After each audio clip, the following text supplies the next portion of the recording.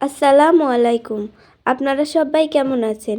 আজকে আপনাদের মাঝে নতুন একটি রেসিপি নিয়ে হাজির হয়েছি।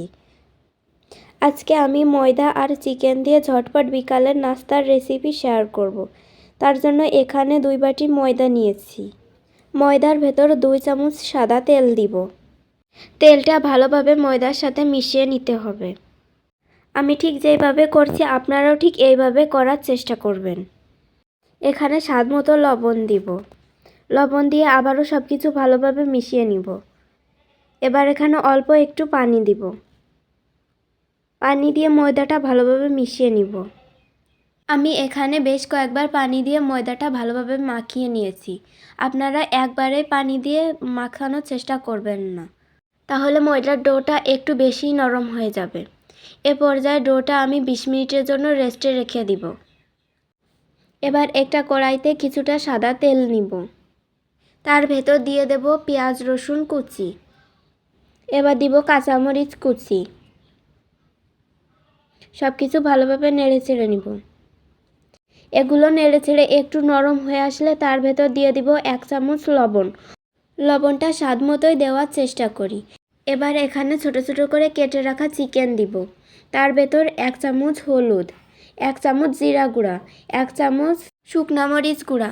যেহেতু প্রথমে কাঁচামরিচ কুচি ব্যবহার করেছি তাই শুকনা মরিচ একটু কম দেব। সব কিছু ভালোভাবে নেড়ে চেড়ে নিতে হবে।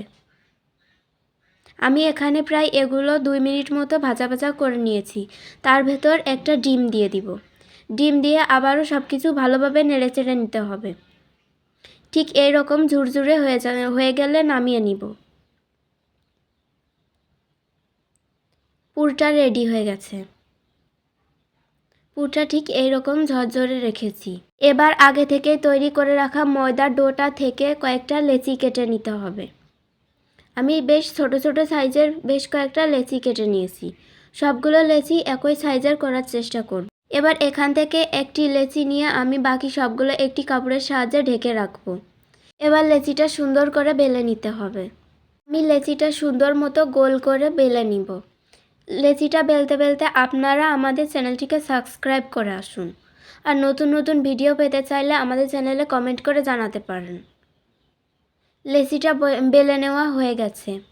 এবার এখানে আগে থেকে তৈরি করে রাখা পুরটা দিব। এক একটা লেচিতে আমি দুই চামচ পুর দিয়েছি। আপনারা চাইলে এখানে যে কোনো ধরনের পুর তৈরি করতে পারেন। এবার এই ছোট্ট রুটিটার প্রতিটা কোণায় আমি একটা আঙুল দিয়ে একটু পানি দিয়ে নিব।